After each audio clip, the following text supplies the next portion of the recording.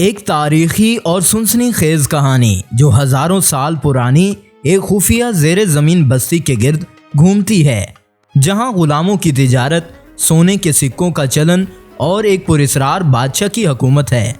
ये कहानी एक ऐसे चरवाहे की है जो इस पोशीदा दुनिया के राज को जानने के लिए अपनी जान दांव पर लगा देता है।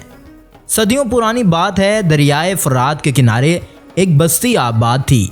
यहाँ के लोग खजूर के दरख्तों के साए में जिंदगी बसर करते, मट्टी के घरों में रहते और ज़रात और तिजारत से अपना गुजर बसर करते रहते थे। इनके यहाँ सोने और चांदी के सिक्के आम न थे। यहाँ चीज़ें अजनास के बदले ही मिलती थीं। मगर एक अजीब बात थी, सदियों से लोग बस्ती के आपस में सरगोशियाँ करते थे कि आखिर यहाँ कैसी बस्ती मौजूद है। बस्ती के बीचों बीच एक कदीम कुआं था जो इतना गहरा था कि कोई इसमें झांकता तो इसे नीचे अंधेरा ही अंधेरा नजर आता था। कहानियों में कहा जाता था कि जो भी इस कुएं में गया वो कभी वापस नहीं आया। कुछ का कहना था कि कुएं के नीचे एक खुफिया सुरंग है जो किसी पोशीदा दुनिया में ले जाती है। बस्ती में एक नौजवान चरवाहा था जो हमेशा नई चीज़ों को जानने के शौक में रहता था। वो लोगों की बातों पर यकीन नहीं करता था और हकीकत को अपनी आंखों से देखना चाहता था। एक दिन इसने फैसला कर लिया कि वो इस कुएं के नीचे जाकर देखेगा कि वहाँ क्या राज छुपा है। रात की तारीकी में जब बस्ती के लोग गहरी नींद में सो रहे होते हैं, चरवाहा रस्सी लेकर कुएं के करीब जा पहुँचता है। इसका दिल जोर जोर से धड़क रहा था, मगर तजस्सुस खौफ पर गालिब था। इसने रस्सी को मजबूती से पकड़कर कुएं में उतरना शुरू कर दिया। चरवाहा जैसे जैसे नीचे उतरता गया, ठंडी हवा होती गई। आखिरकार जब वो कुएं की तह में जा पहुंचा, उसके सामने एक पत्थर की दीवार में एक बड़ा सा दरवाज़ा लगा हुआ देखा। इसने जैसे ही दरवाजे को धकेला, वो चरचराहट के साथ खुल गया। इसके सामने एक तवील तारीक सुरंग सी जाहिर होने लगी, जहां पर नक्शो निगार बने हुए थे। चरवाहे के हाथ में मशल थी, जिसकी रोशनी में वो सुरंग में आगे बढ़ने लगा। सुरंग की दीवारों पर कदीम अलामतें खुदी हुई थीं जो किसी अनजान जुबान में थीं। कुछ देर चलने के बाद इसके कदम रुक से गए। सुरंग के इख्तिताम पर एक वसी और अरीज मैदान था जहां रोशनी फैली हुई थी। नीचे एक बड़ा सा मैदान था। चरवाहा हैरान रह गया। ये एक ऐसी बस्ती थी, मगर ये बस्ती ज़मीन के नीचे सी थी। खजूर के दरख्त उग रहे थे। लोग कदीम तर्ज के लिबास में मलबूस घूम फिर रहे थे। बाजार में गुलाम खरीदो फरोख्त हो रहे थे और हर तरफ सुनहरी रोशनी बिखर सी रही थी। ये बस्ती वो नहीं थी जिसे वो जानता था। ये एक और ही दुनिया थी, एक ऐसी दुनिया जो शायद हजारों साल से ज़मीन के नीचे छुपी हुई थी। चरवाहा हैरत से खड़ा इन तमाम चीज़ों को देख रहा था, मगर ये वो नहीं जानता था कि एक ऐसी जगह आज पहुंचा है जहां किसी अजनबी का आना ममनू था।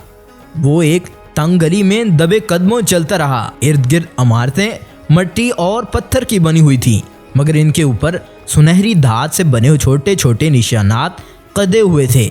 बाजार में गुलामों की नीलामी हो रही थी और लोग बड़े बड़े सोने के सिक्कों के बदले चीज़ें खरीद रहे थे।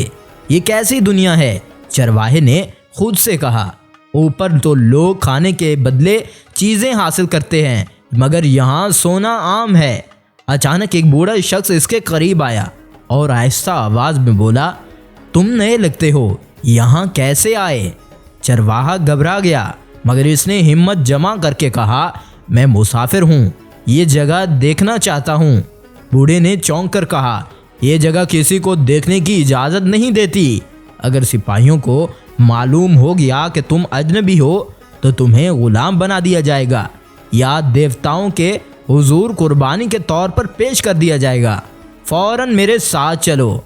बूढ़ा शख्स चरवाहे को एक तंग गली में अंदर ले गया और आहिस्ता आवाज़ में कहने लगा, ये बस्ती हज़ारों साल पुरानी है। हमारे आबाओ अजदाद कभी ऊपर की ज़मीन पर रहते थे, मगर फिर हमारे बादशाह ने हुक्म दिया कि हम ज़मीन के नीचे अपनी सल्तनत बनाएंगे। अब हम यहाँ रहने पर मजबूर हैं। जो भी ऊपर जाने की कोशिश करता है उसे कत्ल कर दिया जाता है। चरवाहा हैरान रह गया, तो क्या इस बस्ती के लोग हकीकत में कैदी थे?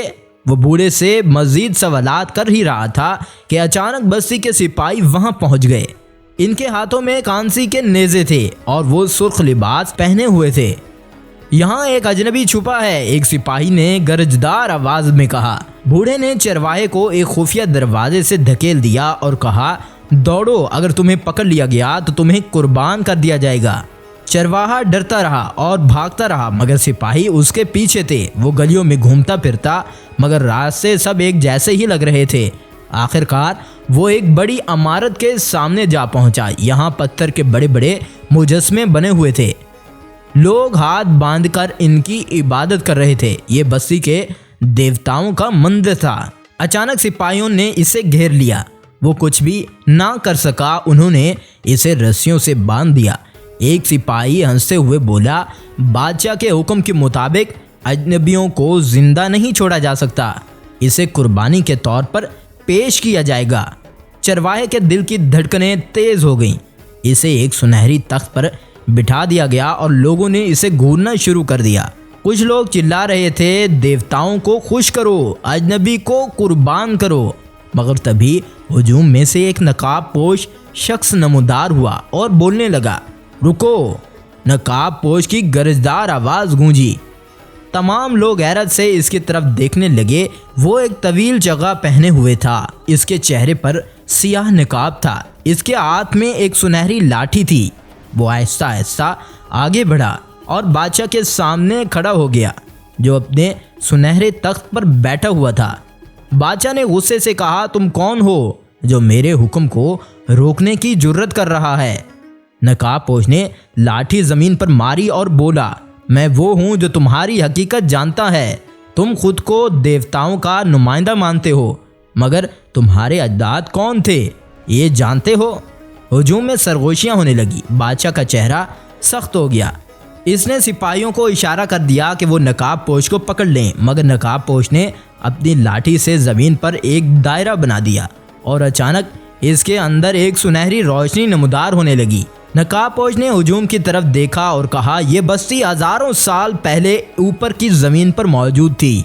यहाँ के लोग आज़ाद थे, खेतों में काम करते, दरिया से पानी हासिल करते और आसमान के नीचे रहते थे।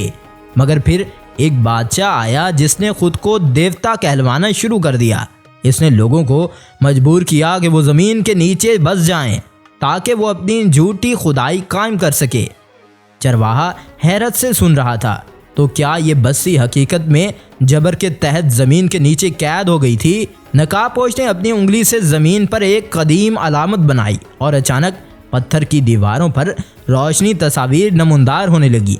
इन तस्वीर में दिखाया गया था कि कैसे लोगों को ज़बरदस्ती ज़ेर ज़मीन लाया गया, कैसे उन पर हुकूमत कायम की गई और कैसे सोने को एक ज़रिया बना दिया गया ताकि बादशाह अपनी ताकत को बरकरार रख सके।